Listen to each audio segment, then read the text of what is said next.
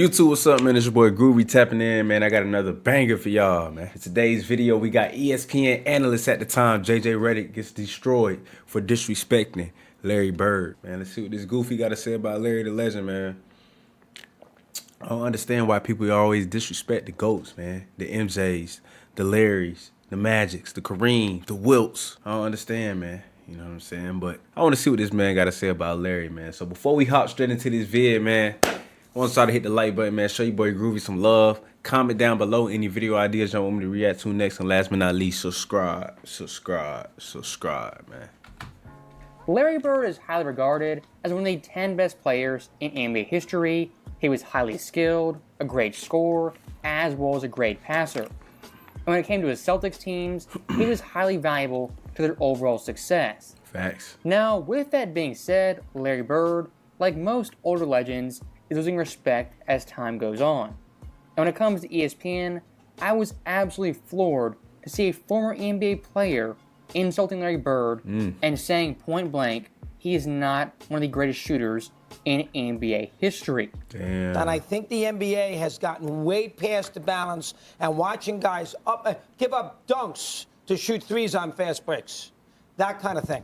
I think that has hurt the game a lot. Now, that's me. I am old school, as we all know. JJ, perfect. But, you know, Bird shot plenty of threes. And they had Parrish and McHale. Bird shot plenty of threes. The best. And Bird is one of the great shooters in the history of the sport. Not even close. Bird shot threes. He never was a volume shooter from three. No, I know that. But he was a great three-point shooter. He was not good. He was great. So, stopping that clip right there, Redick, at the very end, had the facial expression of someone who was annoyed and disgusted by Larry Legend being called one of the best shooters of all time. And for someone like Redick, it might be hard to understand that players in the past were also great players. Exactly. But for him, he is so preoccupied with boosting up today's players, he downplays and disrespects past eras, like Bird. Nah, Larry the Legend had that burner on him, though. Now, somebody, man, hold up, man. Somebody better tell JJ, man, Larry had that burner on him. He had a shot. He just ain't even, he didn't have to do that. That's not how the game was played back then. He didn't have to, you know what I'm saying, shoot all 10 plus threes again. He didn't have to do all that. You know what I'm saying? He made it simple back then. Fundamental basketball, team basketball, high IQ type of basketball. You know what I'm saying? Larry had the mid-range, automatic. Then Larry could hit you with the three, one-legged three. Larry could hit you with it in so many different ways.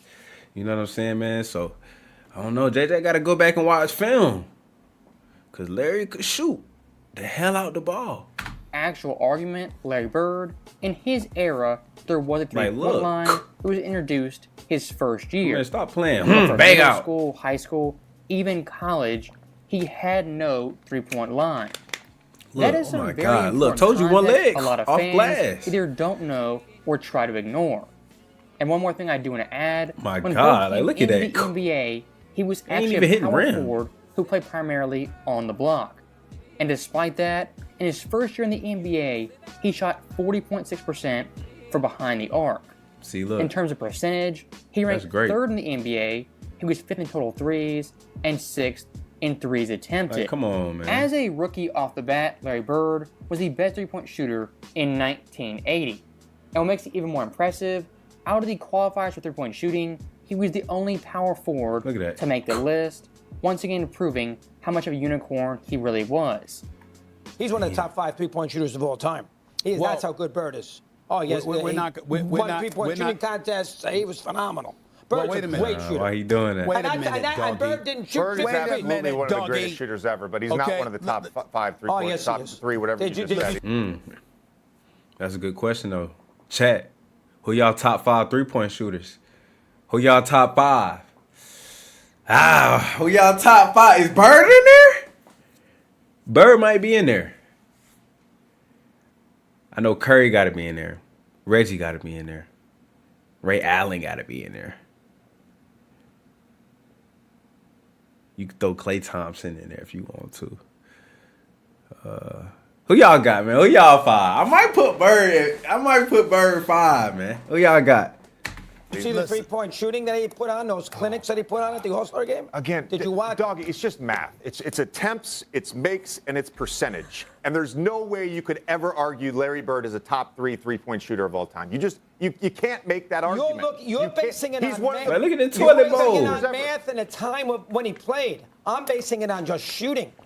Now, looking at JJ in this clip, he once again provides no context, saying, quote, "It's about makes, attempts, and percentage." Looking at the raw numbers with no context, no data, and no additional information. That argument right there, going on stats alone, is highly disingenuous. Look at that. For example, look at the mid and early 2000s. Back in that era, averaging 30 points was extremely difficult for people like Kobe, Allen Iverson, and even T-Mac. Being knowledgeable NBA fans, we know that era had a much slower pace, the paint was more crowded, and scoring was definitely more difficult.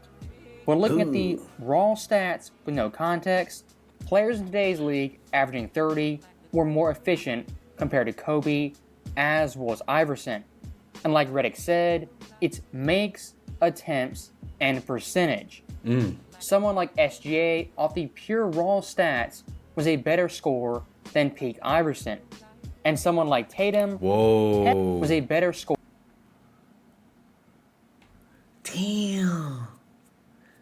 Shea was a more efficient scorer than Iverson? Huh? Okay. I ain't know that. Than peak Iverson. And someone like Tatum technically was more impressive than the early 2000s Kobe. Wow. My overall point being, stats like usual require context. The same thing goes to Larry Bird and his shooting percentage. And speaking of that percentage, looking at Bird, after 1984, when he stopped playing power forward, his overall shooting splits were highly impressive. Shooting 50% from the field, 39.8% from 3, and 90% from the line. During that time period, 5 different times he shot above 40% from 3, and his highest season was at 42.7%. And going year by year, in 85, he was 4th in 3-point makes, 86, he was 1st, 87, also 1st, and 88, he was 4th. For peak Larry Bird, from 85 to 88, he was 1st in 3s made, 1st in 3s attempted, and 4th in 3-point percentage. Cooking JJ with the statistics. Overall era, in terms of volume and percentage, he was the Steph Curry of the late 1980s. Bird is an unbelievable. Again, we had this discussion the other day. About James Naismith. James Naismith invented the game. You were rewarded for putting the ball in the basket. There's plenty of people that have shot more, made more, and guess what? Made more at a higher percentage than Larry Bird from 3. I'm not saying Larry Bird is not one of the greatest shooters ever. He's not one of the greatest 3-point shooters ever. You cannot make that argument. Yes, I'm sorry. Because the 80s is so much different. There's physicality, the way they guarded people. You couldn't. Can we get Doug, I've been trying to make a point. Seriously, I've been trying to make a point for you, Doug. So once again, Redick has 0 historical context and wants to make basketball black and white and about percentage and stats. And looking at Larry Bird, JJ tripping though. He was one of the pioneers for the high volume 3-point shooters from Bird had that burner look. NBA. And for a big man, JJ tripping. Come here. His time Float game. because most forwards didn't dare step out to shoot threes. And Bird's overall influence, much like Steph Curry, had a big effect on the game going forward. For guys like Dirk Nowitzki, Kevin Durant, and even Jason Tatum. Come here. And one thing I do want to Come here, step back. In 1980, 3-point shooting was a gimmick and a joke for most coaches. But for Larry Bird, in a 5-year period, he legitimized it, was shooting upwards of 40%, really not knowing what he was doing for his time. And like I said before, peak Larry Bird was an elite and all-time great 3-point shooter.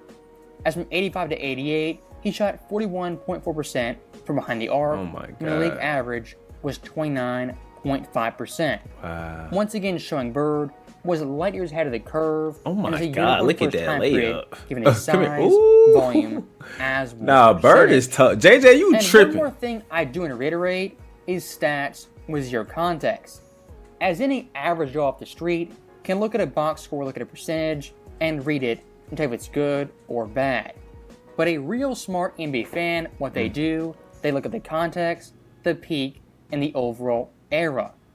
As looking at raw stats as a simpleton, someone like Kobe and his career stats aren't as impressive as Damian Lillard when it comes to scoring. As Dame compared to Kobe, averages more points, a higher true shooting percentage, higher 3 percentage, and higher free throw percentage. Would anyone in their right mind say Dame Lillard was a better overall scorer than Kobe? Because looking at the numbers, remember, makes, attempts, and percentage, Dame Lillard, in fact, was a better scorer. And once again, looking at Bird, at his absolute peak in the playoffs, he was phenomenal. As an 86, he averaged 25.9 points, 9.3 boards, 8.2 assists on 52, 41, and tough. 93 splits. For NBA history, Larry Bird was the first player ever to have a high-volume 50, 40, 90 postseason run. And since Bird, only KD and Kawhi have joined him on that list. Let's say Steph Curry, for example. Right. When I watch Steph Curry off the ball in a playoff game, he's great. getting grabbed and held by Marcus Smart, they're attached to him at all times. Right. Then when I watch Larry Bird come off a pin down and no one's within 5 feet of him and they're shooting the gap. He really hating the other. You're telling me that's more physical than Steph Curry being grabbed and held for 48 minutes? Now, stopping Redick right there, when talking about any era of basketball, there are always good defensive teams and bad defensive teams. But for Redick, when it comes to Bird's era, he only focuses in on the bad defense, compared to Steph's era, where he totally ignores the bad defense and the awful teams like Houston, Charlotte, and San Antonio. And as a basketball fan on YouTube, it takes about 5 minutes to find Larry Bird playing against very physical defense who grabs him, holds him, double teams him, and does all types of things to limit his shots and his shooting space. Makes sense. And when speaking of the 80s, when it came to Pistons, they had Dennis Rodman, Joe Dumars. The Lakers that's had a Cooper tough and shot. Worthy. Philadelphia had Did y'all Bobby see Jones that? Powers. Speaking of the 80s, Look at this shot right here. when it came to Pistons, they had Dennis Rodman, Joe Dumars. The Lakers Like, how he had make that? Cooper and Worthy. Philadelphia had Yeah, Bobby JJ, you Jones, tripping. Caldwell Jones. Players like Allen Robinson, look at Larry him. Nance, Sidney Moncrief, Buck Williams. We had great defenders on all-time great defensive teams. And just like Redick, I could cherry pick bad plays here, bad plays there, from any era. At the end of the day, it makes no sense doing that. You have to watch the film, understand the era, and provide context to what you're watching. Yes, back in the day, they played very close and compact to the basket. That's because back then, they didn't know the value of three-point shooting. But someone like Bird was a pioneer and an innovator of three-point shots for big men and just players in general. Nice. And one last thing I do want to throw in there, looking at Larry Bird, Mad Dog Russo brought up the NBA Finals. For Bird in the Finals, for his career, in 5 trips collectively, he shot 42.2% from behind the arc.